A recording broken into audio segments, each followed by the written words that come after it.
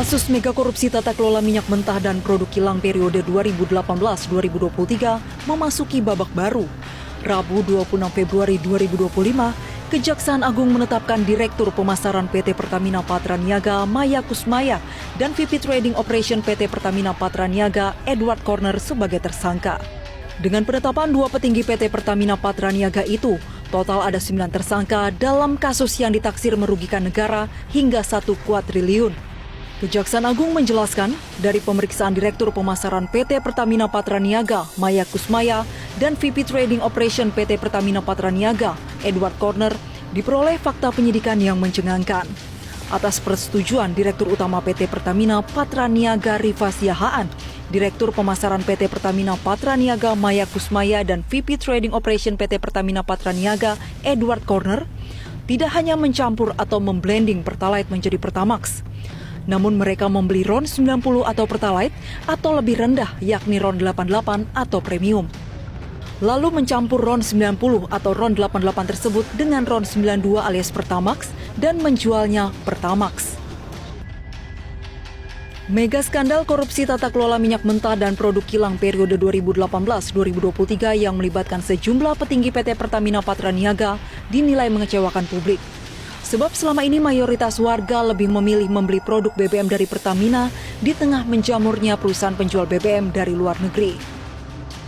Karenanya, kasus mega skandal korupsi tata kelola minyak mentah dan produk kilang periode 2018-2023 harus diusut tuntas hingga ke dalangnya. Assalamualaikum warahmatullahi wabarakatuh. Perkenalkan, saya Rafif Alfarel dengan NIM B1B124087. Saya di sini akan menganalisis fenomena korupsi di Indonesia, yaitu korupsi di bidang Pertamina. Sebagai perusahaan milik negara yang bergerak di bidang energi, Pertamina tentu memiliki peran penting dalam kehidupan masyarakat. Tapi bagaimana jika di dalamnya terjadi praktik korupsi? Apa dampaknya bagi negara dan rakyat?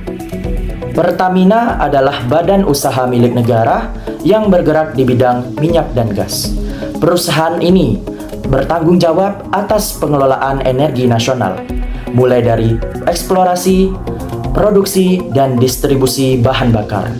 Karena perannya yang sangat vital, Pertamina mengelola dana yang cukup besar, sehingga jika tidak diawasi dengan baik, akan terjadilah penyalahgunaan wewenang. Salah satu kasus korupsi yang pernah terjadi di Pertamina ialah berkaitan dengan pengelolaan minyak mentah dan produk kilang.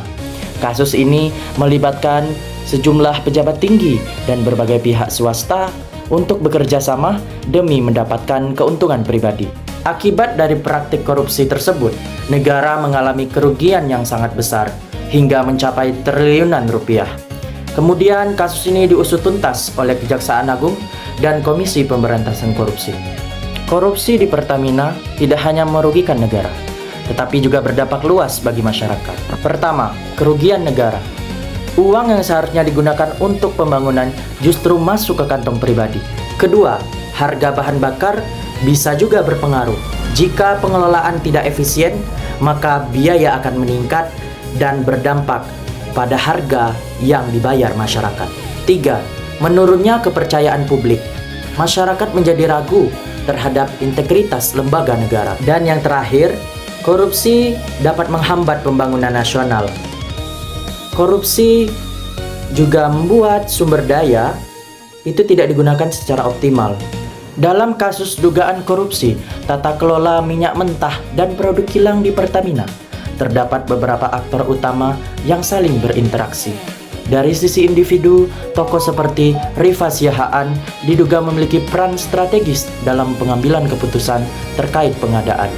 Dari sisi kelembagaan, keterlibatan internal Pertamina menunjukkan adanya celah dalam sistem pengawasan dan kontrol. Selain itu, terdapat aktor eksternal seperti perusahaan swasta yang menjadi mitra dalam pengadaan minyak, yang diduga keseluruhan aktor ini membentuk sebuah jaringan yang saling menguntungkan, di mana keputusan tidak diambil secara objektif, melainkan untuk kepentingan tertentu, sehingga membuka peluang terjadinya korupsi secara sistematis. Kemudian kita analisis dari faktor penyebab korupsi di dalam kasus Pertamina tersebut. Secara struktural, korupsi terjadi karena adanya konsentrasi kekuasaan pada segelintir pihak serta lemahnya sistem pengawasan dalam proses pengadaan minyak sehingga membuka celah penyalahgunaan wewenang. Secara kelembagaan, masih terdapat kelemahan dalam mekanisme kontrol internal, kurangnya transparansi, serta sistem akuntabilitas yang belum berjalan optimal, sehingga praktek penyimpangan ini sulit terdeteksi sejak awal. Sementara itu, dari sisi kultural, adanya budaya permisif terhadap korupsi.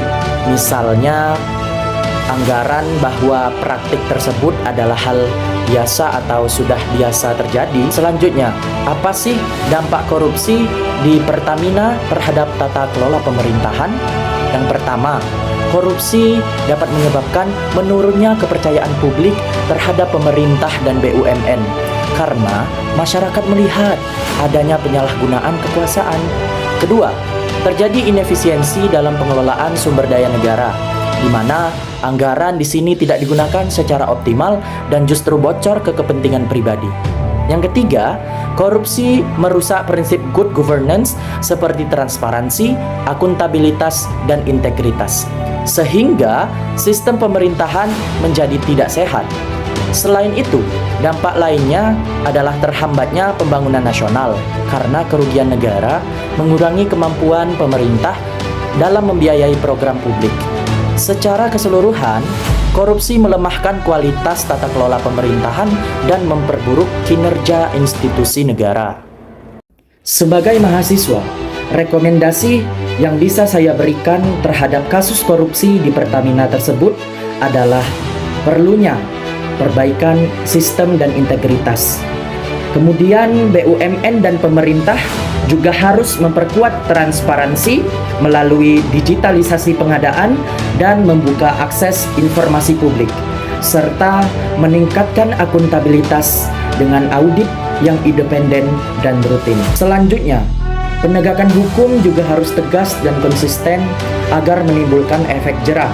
Di sisi lain, pentingnya kita membangun budaya anti korupsi melalui pendidikan karakter dan etika, termasuk di lingkungan kampus yang bisa kita terapkan.